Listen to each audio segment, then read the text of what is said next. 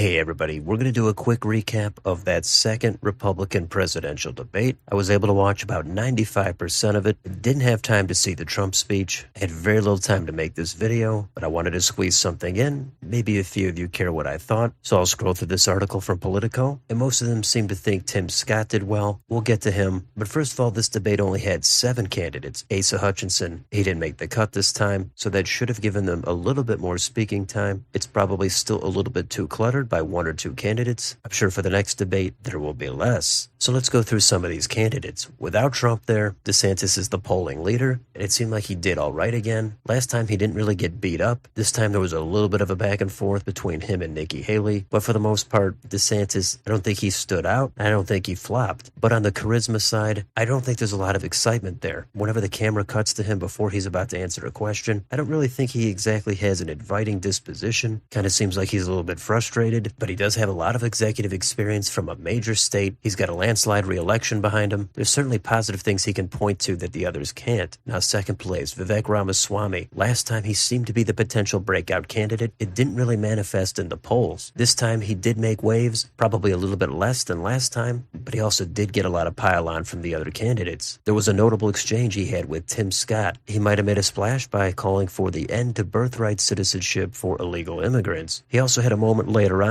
where he appeared a little bit more humble. He indicated he doesn't know everything. Maybe last time he was a little overeager, so I think he was a little bit more subdued. Definitely had backlash this time, but there was definitely much more of a target on him this time. Now next, Nikki Haley. Last time I heard she did so well. I thought she did all right. This time I also think she did all right. She also went at it with Tim Scott. Interesting to see that between the two from South Carolina, and I think Haley is going to have an appeal. I don't think there was as much overt support for Ukraine this time. That I think is going to have less appeal in a GOP primary. As for other issues, she appeared to do well enough to try to carve out a lane for something in the direction of a George W. Bush type of establishment Republican. Now Tim Scott, I do think he did better than last time, and he's probably fighting over a lot of the same voters as Nikki Haley, but Scott is going to have more of an evangelical appeal. He usually makes it a little bit more personal, but there's not much exciting about Scott. I think his appeal is rather limited. I think he would probably have more impact as a running mate, but maybe he did better than I thought. I just didn't think he stood out as much as it's been mentioned in this article. Then we've got Chris Christie. Christie, I think, did better than he did last time, and I've always thought Christie has a good disposition on stage. He answers questions immediately. He answers them directly. He has confidence when he speaks. That's the kind of thing that made him popular in his early years as New Jersey governor. He did go after Trump, but I don't think he was fixated on it. I do think he comes off as a viable candidate, but I don't know if he's really going to go up that much given his position on Trump. Then we've got Mike Pence. Pence this time I think had a worse performance. There were a couple of moments where he did go at it with the others. I also think he had a weird line about how he's been sleeping with a teacher for the past few decades. For someone like Pence, that might even seem inappropriate. Pence is in the unique position to have to defend some of the things he did under Donald Trump, but at the same time, he's not cozy with Trump. He has to put some distance there and try to find a path forward. It's probably going to be more with evangelicals. He's just far too unexciting, completely bland in my opinion, and I don't think he stood out in this performance. Last, we've got Doug Burgum. He squeaked into the debate. He did not make much of a splash. I thought he did similar to last time, pretty much par for the course. He touts his business experience. I don't know how much people really care about that. He's from a relatively insignificant state in the grand scheme of things. He does seem like a nice enough guy, but I think he would probably be better suited in more of a cabinet type position. So those are the candidates. That's a couple of sentences about what I thought of each of them. Overall, as for the debate itself, there were definitely some heated moments where they were talking over each other. Some of that went on for a while. It was hard to watch. It was hard to hear. As for the moderation and the topics they covered, I don't think they focused as much on abortion this time, which is nice to not have to talk about that constantly, even though it should be a concern for everybody on that stage. But they hit a usual variety of topics. Immigration and crime, those are some issues that I think favor the GOP, but they did open up talking about the UAW auto workers strike, and they also touched a little bit on wealth inequality, mostly in the form of what the auto executives are making compared to the workers. Now that's a topic, whether you agree or disagree with it, whether you like it or not, that it's going to favor the Democrats. I'm sure there's nuance to the issue, but most of the electorate does support the striking workers, and the Republicans, they're not known for that kind of support. Now they can't come out and say they don't support it. We saw an answer recently from Tim Scott about firing the workers. That's the kind of thing that's going to be dead on arrival if you're trying to win over their support. I don't recall much discussion about healthcare, but there's a little bit about spending and the budget. It is all well and good to want to theoretically lower taxes and reduce the deficit,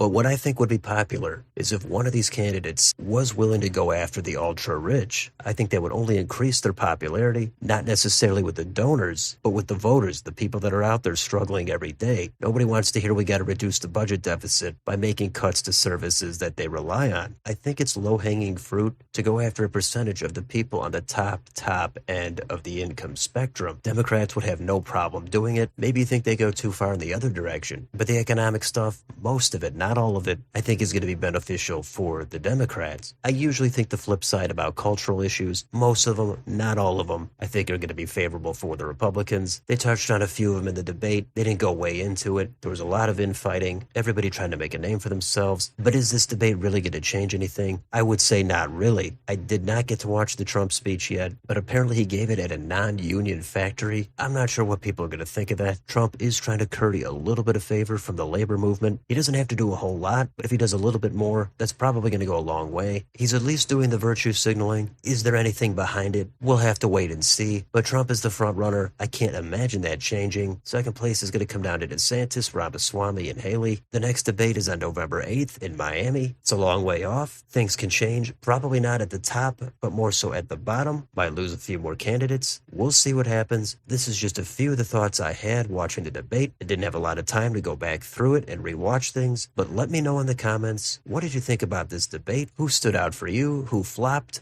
Let me know down below on your way out. Don't forget to like, share, and subscribe. Join if you'd like to support the channel. Thank you for watching. I'll see you on the next video.